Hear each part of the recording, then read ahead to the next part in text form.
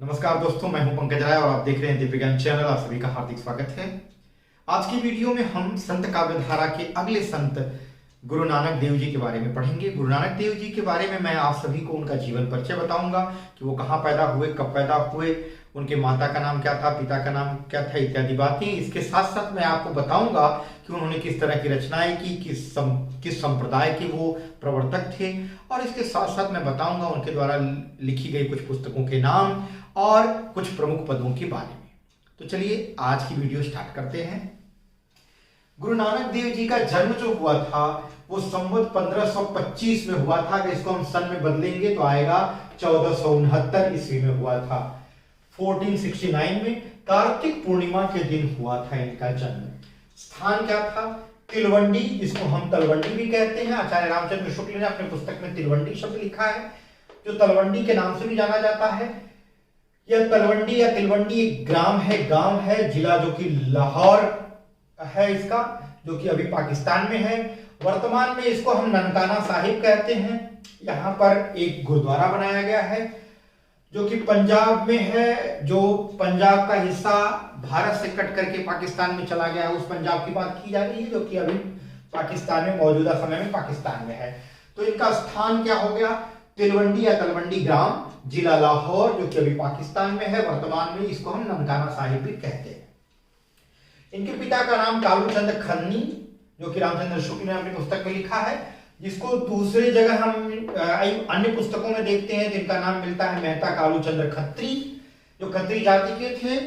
ठीक है, आगे देख लेते हैं। माता, इनकी माता का नाम तृप्ता था। विवाह इनका संवत 1545 में हुआ था, यानी कि अगर हम सन में बदलेंगे तो 1488 में।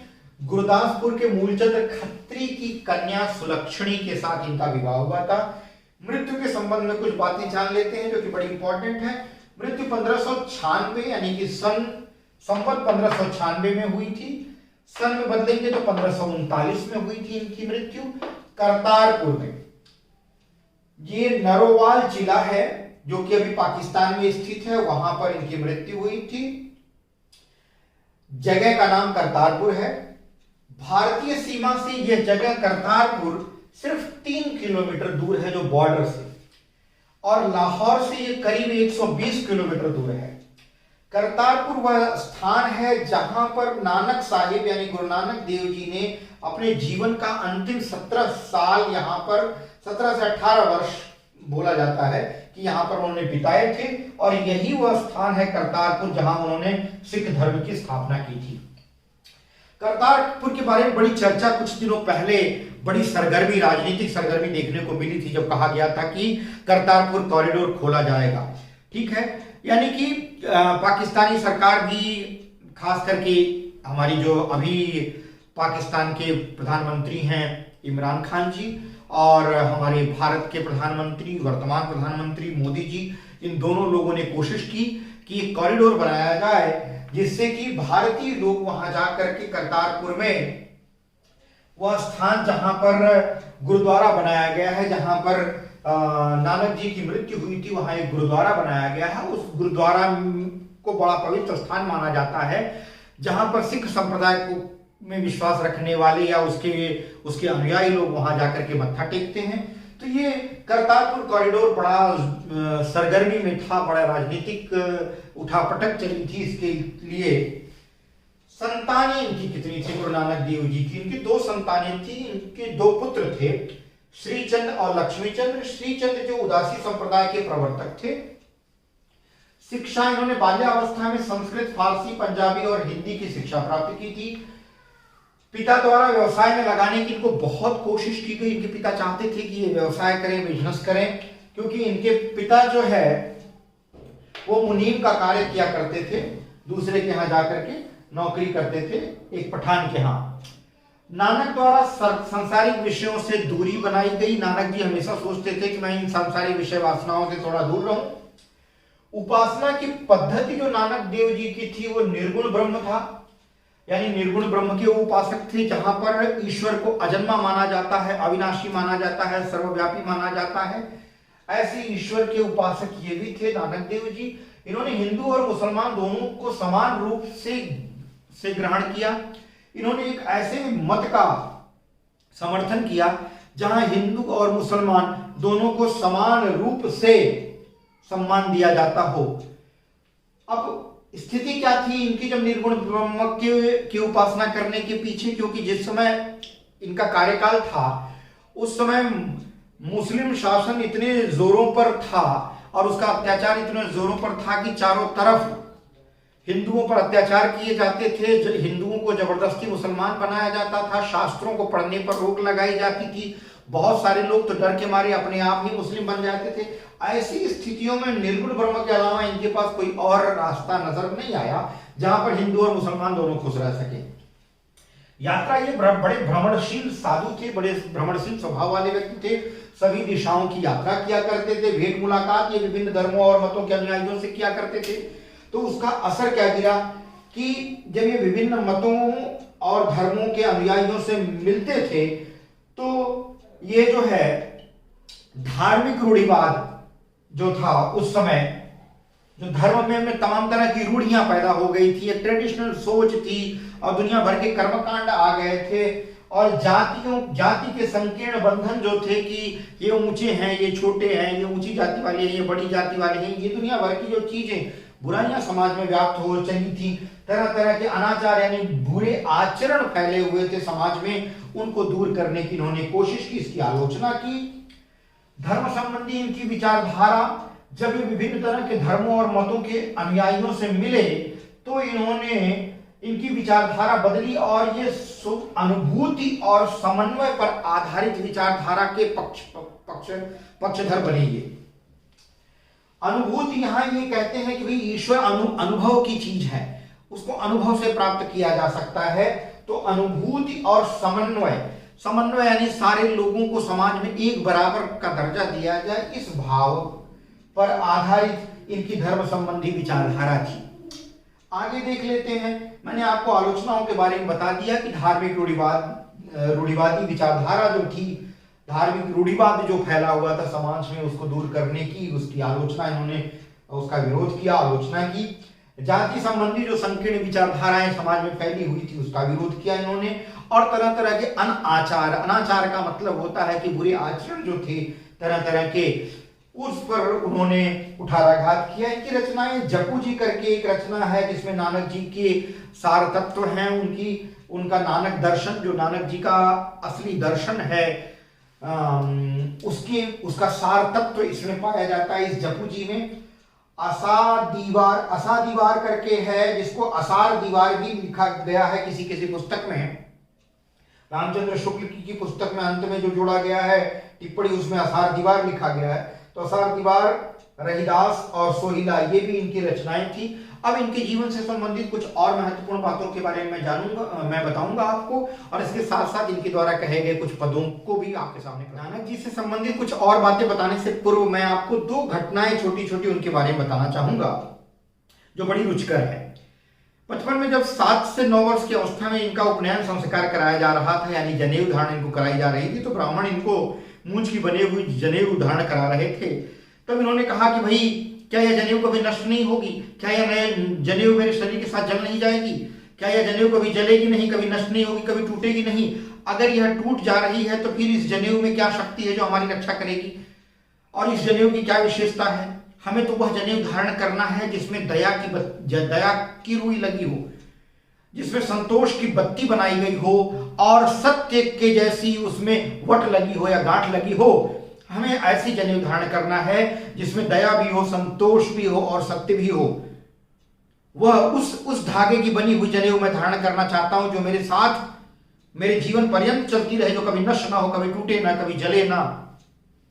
तो ये विचार सुन करके जो वहां ब्राह्मण लोग बैठे हुए थे उनको बड़ा आश्चर्य लगा कि भाई इतना छोटा सा बालक और इतनी ज्ञान भरी बातें कर रहा है।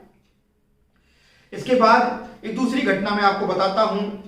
तो बचपन में ही इनकी आदत ऐसी थी, इनका व्यवहार ऐसा था जो जिसके कारण हम कह सकते हैं कि बड़ा भोलापन इनके व्यवहार में नजर आता था। और कभी कभी इनकी इस भोलेपन और ज्ञान भरी बातें तो ये कभी कभी कर दिया करते थे, लेकिन साधारण ढंग से देखा जाए तो इनका बड़ा जो स्वभाव था बड़ा भोला था। और इस भोलेपन को देख करके इनके पिता बड़े दुखी रहा करते थे, इनको भैंस चराने के लिए भेजा करते थे। जब ये थोड़े बड़े हुए तो इनको 20 रुपए देकर के कहे कि भाई जाओ सच्चा सौदा यानी अच्छा सौदा करके आना, व्यापार के लिए कुछ सामानें खरीद करके लाने के लिए इनको बोला रहा होगा, 20 रुपए दिए। अब ये गए, देखे कि कुछ साधु सन्यासी भूखे घूम रहे हैं, गुजर रहे हैं, बड़े कई दिनों से भूखे हैं, उनको भोजन कराने के चक्कर में 20 रुपए खर्चा कर दिए। घर आए तो बड़े पिताजी को बड़ी डांट मिली। तो ये इनका व्यवहार था। करतारपुर जहां पर इन्होंने अपने जीवन का अंतिम 17-18 वर्ष बिताए, वहां पे ऐसा कहा जाता है कि जो गुरुद्वारा बना है उसके अंदर एक कुआं है, जो कुआं उनके जमाने का है। और कहा जाता है कि जब ये लंगर चलाया करते थे तो उस कुएं से जल निकाल करके जो है ये लोगों को पिलाया उलाया करते थे। और इसके साथ साथ लंगर में जो भोजन, वो उस समय भी जो उनके पास आया करता था उसको बिना भोजन कराए वो जाने नहीं देते थे। तो लंगर की प्रथा वहीं से चालू हुई।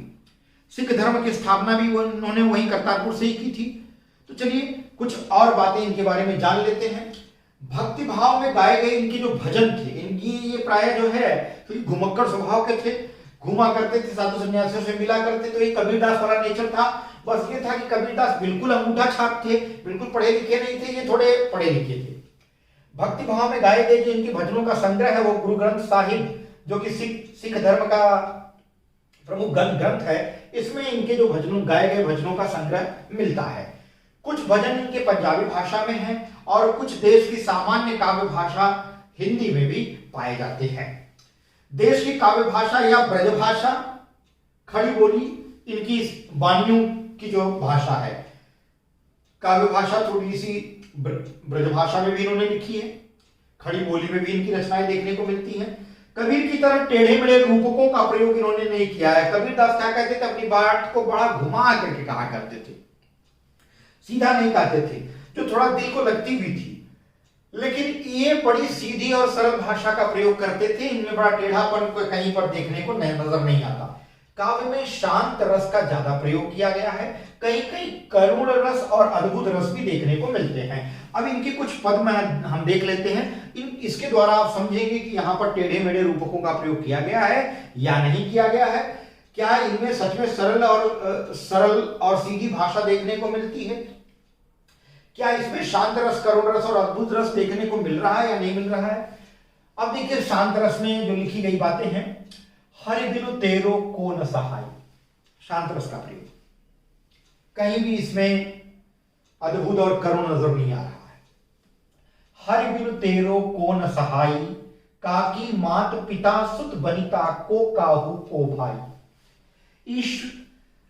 यह ईश्वर की तरफ लोगों का ध्यान आकर्षित करने के लिए यह कह रहे हैं, एक संदेश दे रहे हैं लोगों को कि यह जो संसार है इसमें जो बंधन है, जो रिश्ते नाते हैं, जो रिश्ते एक दूसरे से हैं, कोई मेरी पत्नी है, कोई मेरा भाई है, कोई मेरा पिता है, कोई मेरी माता है, ये सब रिश्ते यही खत्म हो जाने वाले हैं। ये रिश्ते हमारे साथ अनंत काल तक नहीं रहने वाले हैं, यह सभी नश्वर रिश्ते हैं। तो हरि बिनु तेरो को न सहाय, असली जो सहायता करने वाला है वह है हरि यानी भगवान, क्योंकि ये निर्गुण ब्रह्म को मानते थे। आदि शब्द का प्रयोग कहने का मतलब ये विष्णु मत समझ लीजिएगा, यहाँ सगुण भक्ति से संबंधित शब्द का प्रयोग जरूर किया गया है, क्योंकि उस समय सगुण भक्ति धारा अपने चरम पर वो भी थी और उसके मत का प्रचार बहुत तेजी से फैल रहा था, जिसका दमन मुस्लिम शासक करने की कोशिश भरपूर कर रहे थे।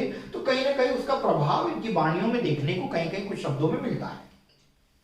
काकी मात पिता सुत बनिता, वो कहते हैं कि कौन माता और कौन पिता, कौन है सुत और कौन है बनिता, को काहू को भाई, कोई किसी का भाई नहीं है, कोई यहाँ पर किसी की माता नहीं है, पिता नहीं है, सुत यानी पुत्र नहीं है, बनिता यानी पत्नी नहीं है, कोई किसी का भाई नहीं। ये सब खाली नश्वर रिश्ते हैं जिनकी माया में, जिनकी मोह में हम बंधे हुए हैं। इन रिश्तों नातों से धन धरनी और संपत्ति सगरी जो मानियो अपनाई, धन यानी धन, धरनी यानी जो जमीन हमारी है, और मतलब और संपत्ति सगरी, और सारी संपत्ति जो भी हमारे पास धन है, जो जमीन है और जो हमारी संपत्ति है, वो सारी की सारी जिसको हमने अपना मान करके अपनाई, मतलब अपनाया हुआ है।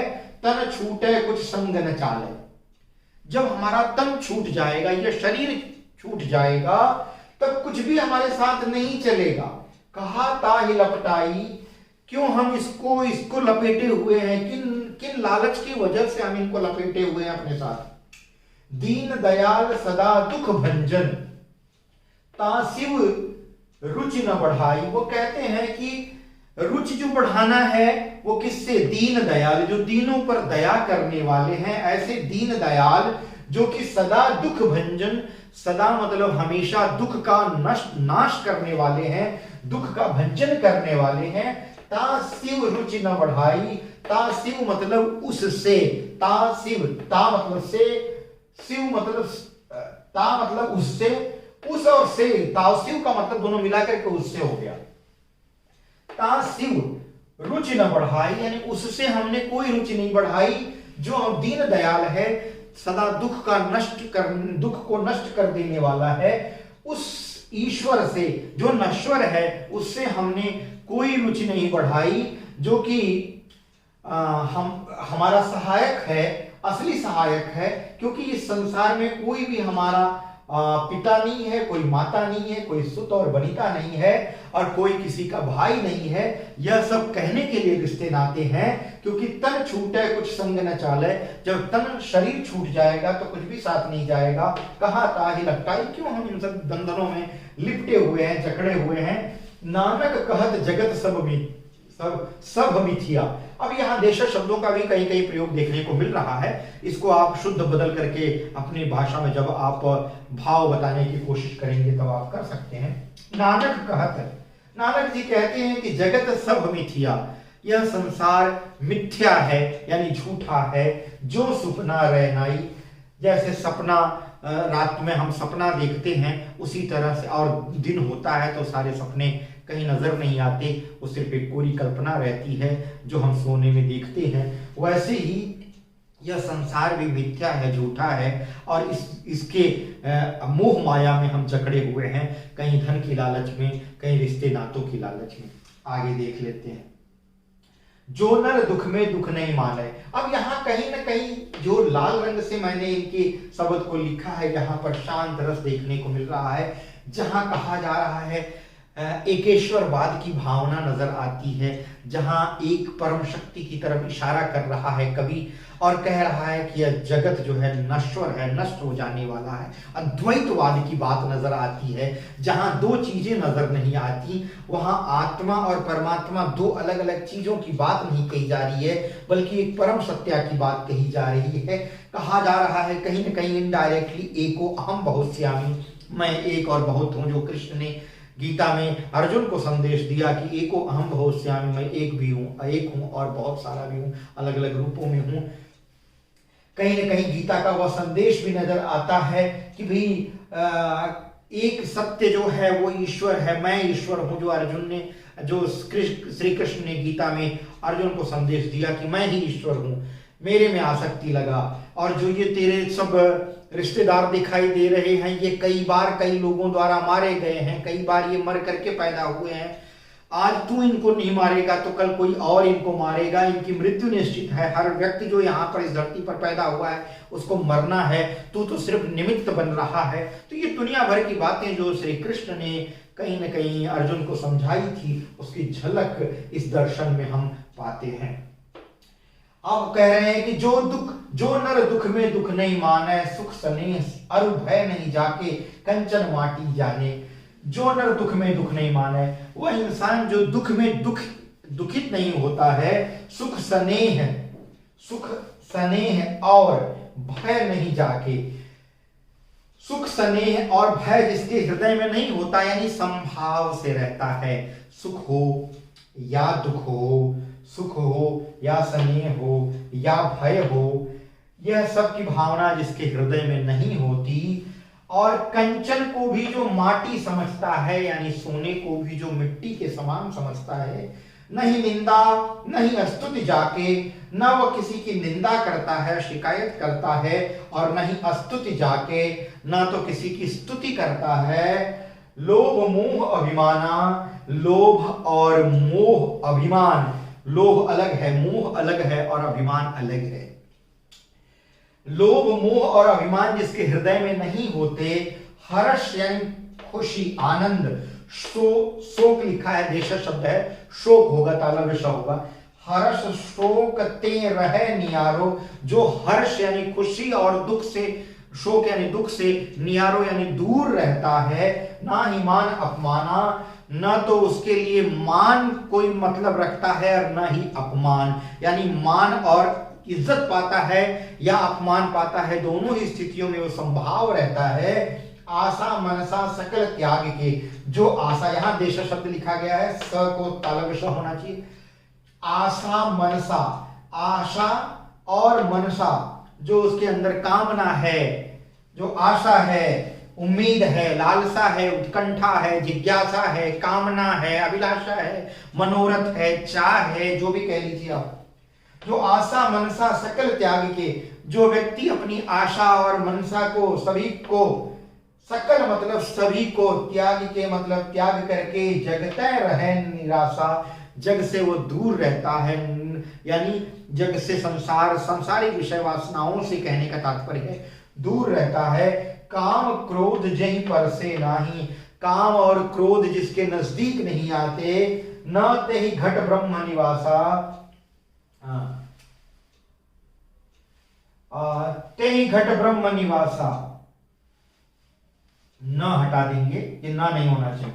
ते ही घट ब्रह्म निवासा मतलब उसी के घट में, ते ही मतलब उसी के घट मतलब हृदय में ब्रह्म का निवास होता है। जो काम क्रोध जय पर से नाही, जिसके पास काम और क्रोध नहीं होता, जो कामुक आचरण वाला नहीं होता, पर स्त्री की तरफ बुरी नजर नहीं डालता है, और जो छोटी छोटी बातों में क्रोध नहीं करता है, जो इन काम और क्रोध से, कामुक भावनाओं से दूर रहता है, क्रोध से दूर रहता है, ते ही घट ब्रह्म निवासा, उसी के शरीर में, घट से मतलब है शरीर से, उसी के शरीर में ब्रह्म का निवास होता है।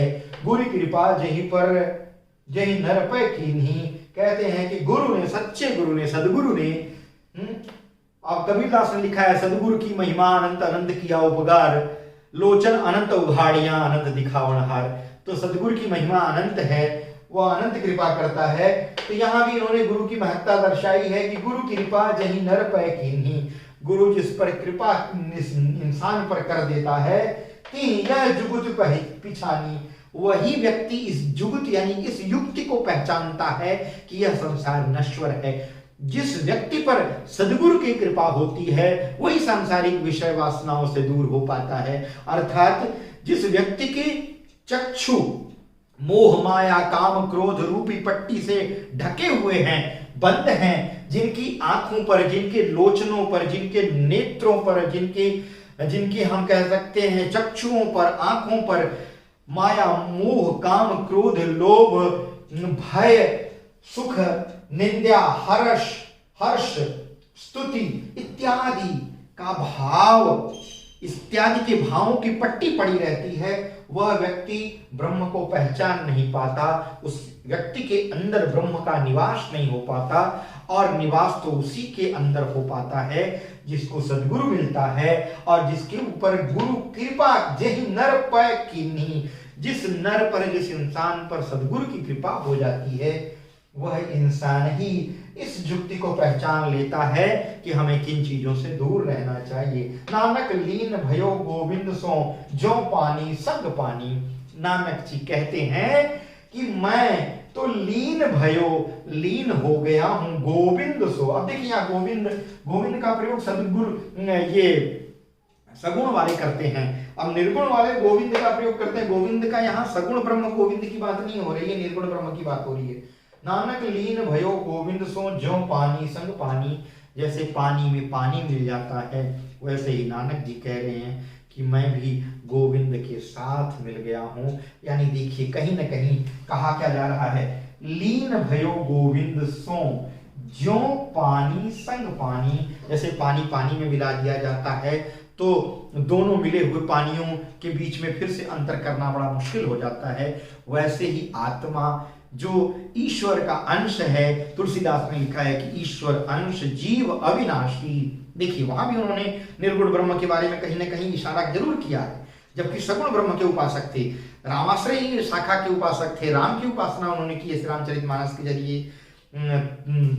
जानकी मंगल हो चाहे विनय पत्रिका हो, उन्होंने तमाम सारे ग्रंथ लिखे हैं। तुलसीदास महान कवि रहे हैं। उन्होंने खुद कहा है कि ईश्वर अंश जीव अविनाशी, चेतन अमल सहज सुख राशि। ईश्वर अंश है, ईश्वर अंश जीव अविनाशी, ईश्वर का अंश है जीव और यह अविनाशी है। इसी बात को गीता में श्री कृष्ण ने कहा कि नैनम छिदन्ति शस्त्राणि नैनम दहति पावकः न चैनम क्लेदयन्त्यापो न शोषयति मारुतः। आत्मा अजर और अमर है, इसको कोई शस्त्र काट नहीं सकता, वायु सुखा नहीं सकती, पावक यानी अग्नि जला नहीं सकती, यह अजर और अमर है। तो वही बात ये कह रहे हैं। अगेन ये कौन सी भावना आ गई, कौन से दर्शन की बात कर रहे हैं? अद्वैतवाद की बात कर रहे हैं। अद्वैत, जहां द्वैत की भावना नहीं है, जहां दो की बात नहीं की जा रही है कि ईश्वर और आत्मा, परमात्मा और आत्मा दो अलग अलग चीजें हैं, नहीं। वो अभी कह रहे हैं कि नानक वैसे ही पानी के संग पानी मिल जा रहा है, यानी गोविंद के संग वैसे ही मिल गए जैसे पानी से पानी मिल जाता है, यानी एक हो गया। द्वैतवाद की बात कहीं न कहीं नजर आती है नानक जी की भी कथनों में। तो मैं समझता हूँ मित्रों आज का वीडियो आपको जरूर पसंद आया होगा। आप इसे ज़्यादा से ज़्यादा लाइक करेंगे ताकि मेरा हौसला बढ़े। अगर आप नए व्यूअर हैं मेरे चैनल पर तो प्लीज़ वहाँ रेड कलर से लिखा हुआ है सब्सक्राइब, उसको क्लिक कर दीजिए। आप ऑटोमेटिक सब्सक्राइब भी लिखेगा, ठीक है, स्पेलिंग बदल जाएगी। अभी सब्सक्राइब है तो सब्सक्राइब्ड हो जाएगा और उसके बगल में एक घंटी का निशान आएगा, उस पर क्लिक कर लीजिए तो घंटी के बगल में एक ब्रैकेट बन जाएगा। जब ब्रैकेट बन जाता है तो समझ लीजिए कि आपको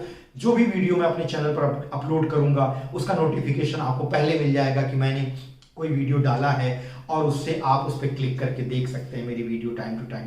तो बिना आपके सहयोग के मैं कुछ नहीं कर सकता। शायद आपका मोटिवेशन है, आपके द्वारा दिया गया बल है, आपका सहयोग है कि मैं आज इतनी सीढ़ियां ऊपर तक चढ़ पाया हूं। अभी बहुत सफ़र बड़ा लंबा है, बहुत दूर तक जाना है और आपको भी साथ साथ लेके जाना है। और ये तभी संभव हो सकेगा जब आपका प्यार, आपका सहयोग, आपका लगाव अपने की तरह से मिले, तो ही मैं कुछ कर सकता हूँ, अन्यथा कुछ नहीं कर सकता। और मैं जानता हूँ कि आप मुझे पूर्ण सहयोग दोगे। तो इन्हीं बातों के साथ मैं अपनी वाणी को विराम देता हूँ। अगली वीडियो में फिर एक नए विषय के साथ, किसी एक और रोचक विषय के साथ मैं आपके सामने फिर से प्रस्तुत होऊंगा। तब तक के लिए आप सभी का धन्यवाद।